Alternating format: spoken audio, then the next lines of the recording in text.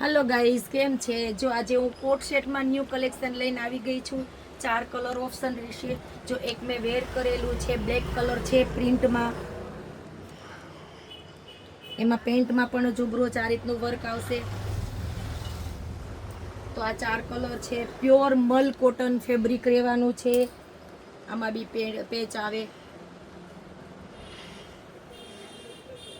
size ની વાત કરીએ તો એમ થી તે ડબલ એક્સેલ સુધીની સાइज રહેશે